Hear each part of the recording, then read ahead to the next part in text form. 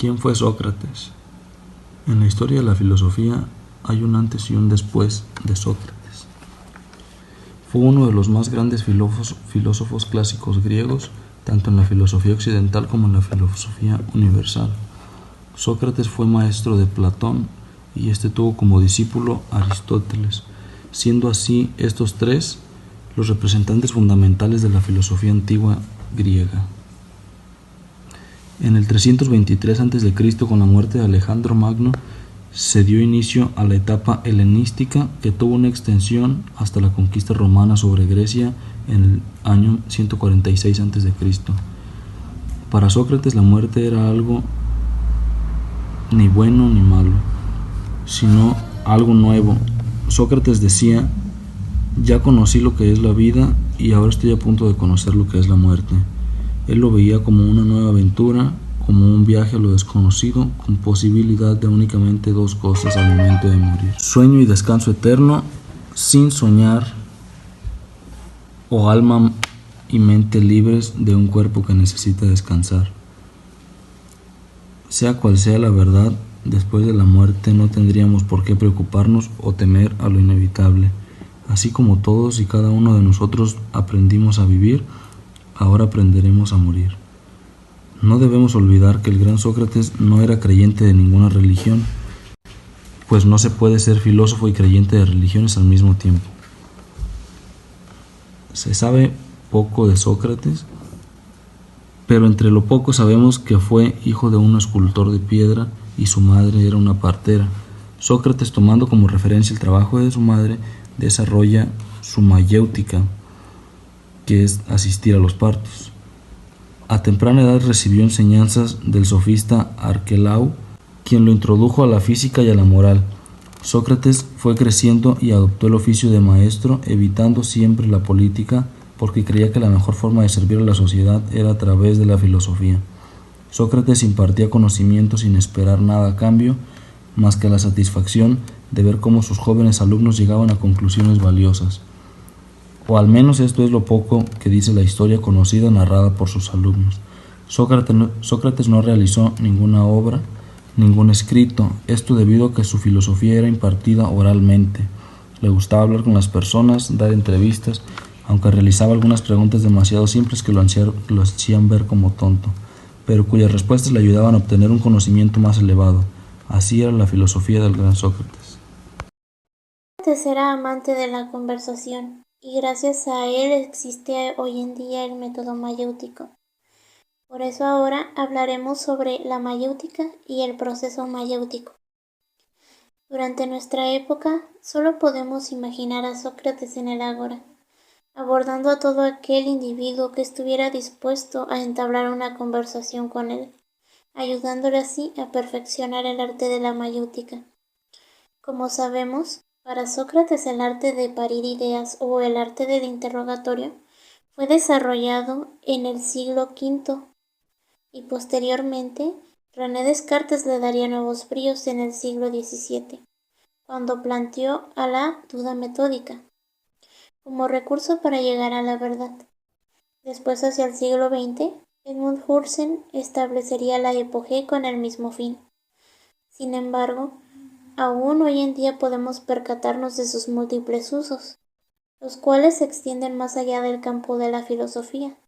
El uso de la mayéutica como método para obtener información hacia un propósito en específico se usa hoy para varios campos, como el derecho, la pedagogía, la filosofía, la cita médica, la psicoterapia y algunas cuantas más. Para poder realizar esta práctica, debemos interactuar con el interlocutor, de tal modo que se cumplan 3 pasos.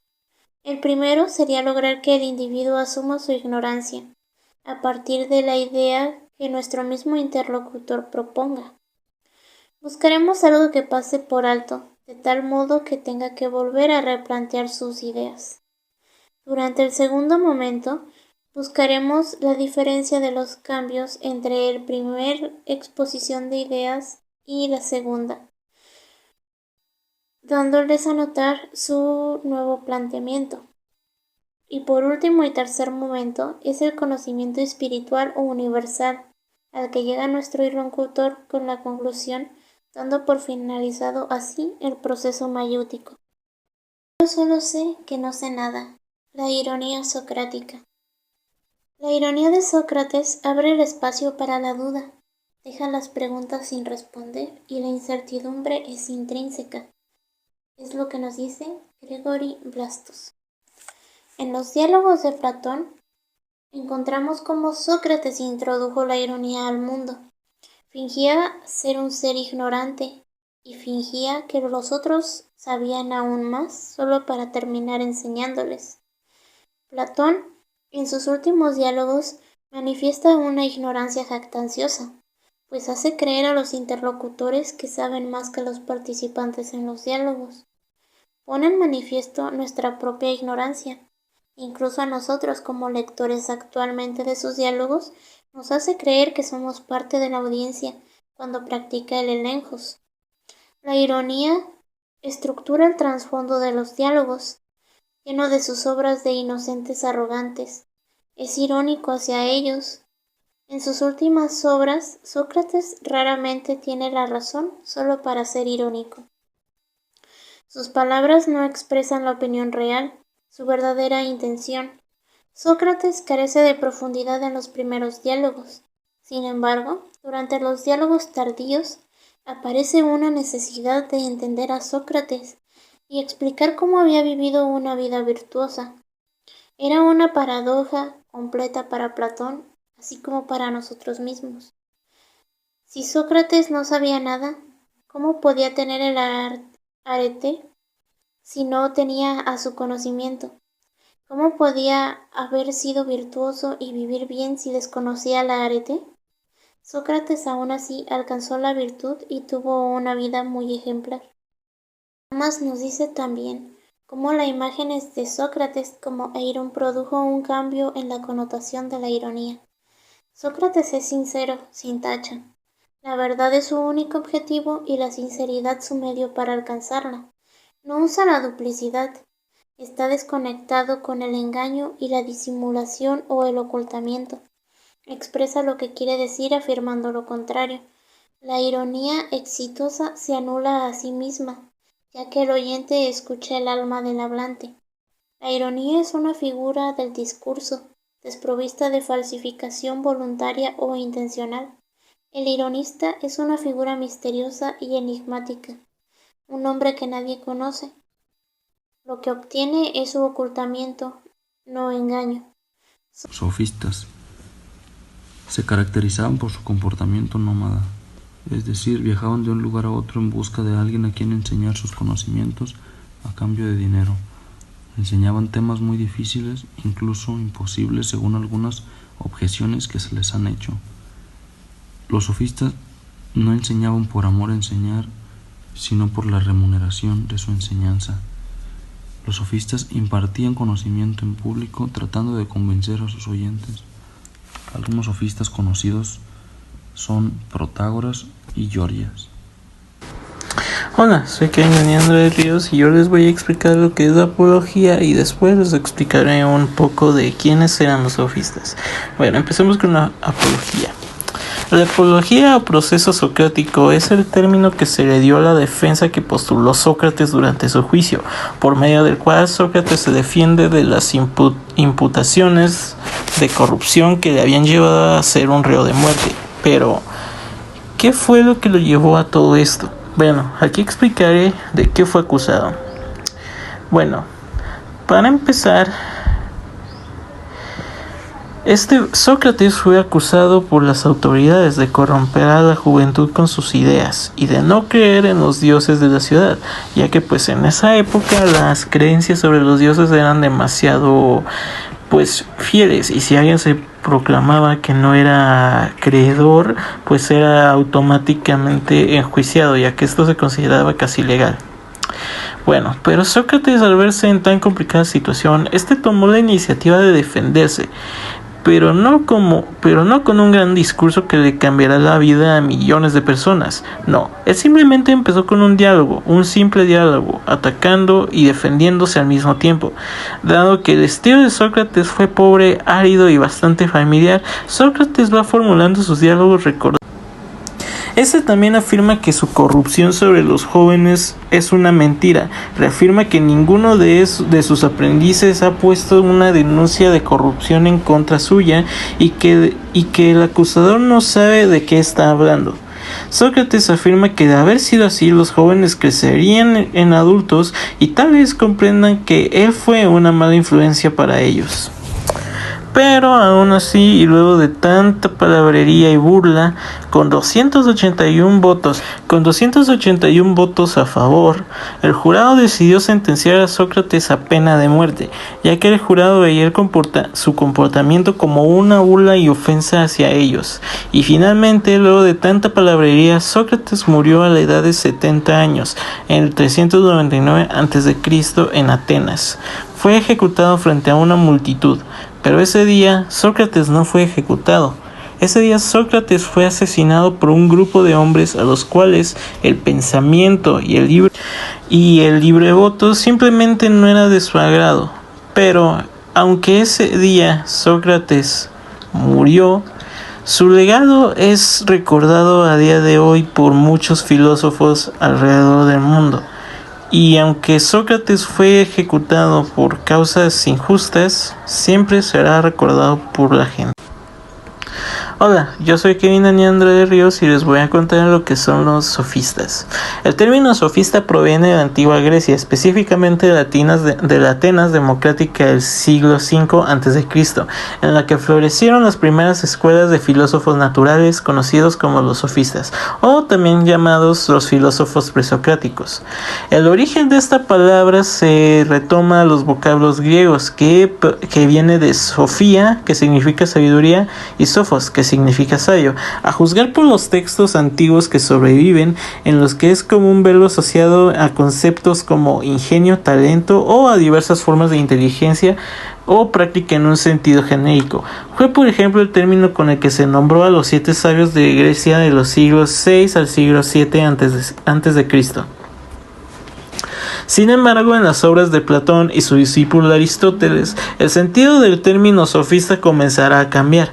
En los diálogos platónicos, por ejemplo, se usa ese nombre en sentido de maestro profesional, ya que los sofistas deambulaban de ciudad en ciudad impartiendo Luego de haber explicado en pocas palabras que era un sofista, hay que nombrar quiénes fueron los sofistas principales, ya que si bien habían demasiados sofistas en Atenas, aquí te voy a nombrar quiénes fueron los sofistas principales. El primero fue Protágoras, que vivió de 481 a.C. al 411 a.C. Este se especializaba en la retórica y cada que podía cobraba altas cantidades de dinero solo para explicar el uso adecuado de las palabras. Su lema principal fue, y cito, "El hombre es la medida de las cosas". El segundo sofista fue Gorgias, del 483 a.C. al 375 a.C. Probablemente el más grande maestro de la retórica. En su momento fue tanta su fama que algunos le atribuyen el arte de la oratoria dentro de los sofistas. Su principal lema fue, y cito, "No la belleza, sino la buena reputación de la mujer debe ser conocida por muchos". El tercer sofista fue Pródico, del 465 a.C. al 395 a.C.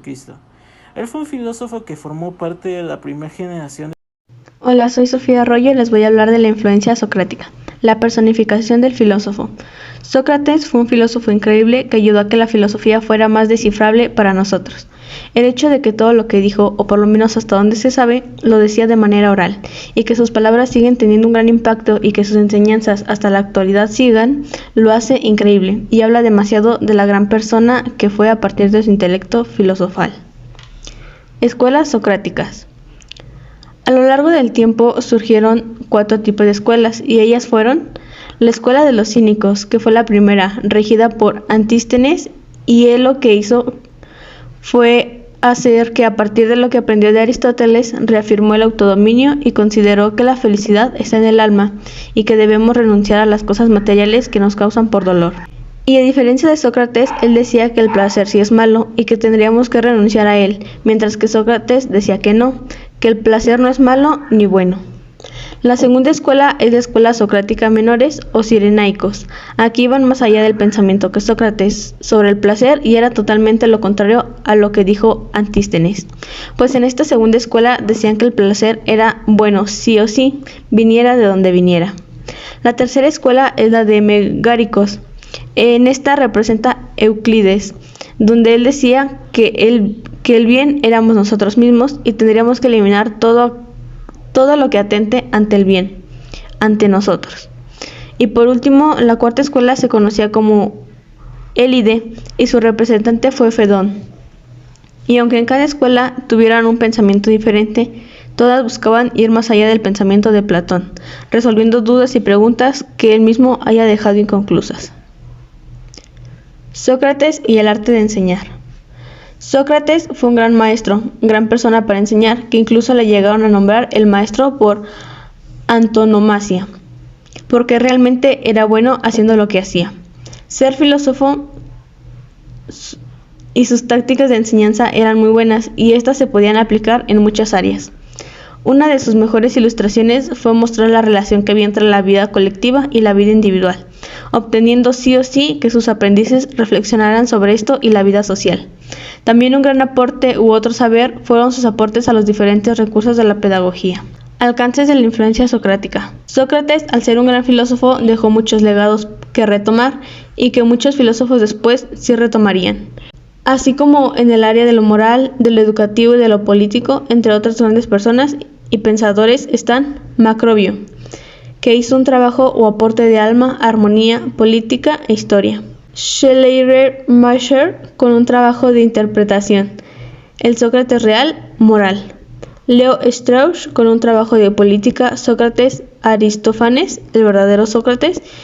Y así podemos ver cómo más que pasen los años y los siglos, Sócrates sigue teniendo una gran influencia y su presencia y sabiduría no cede.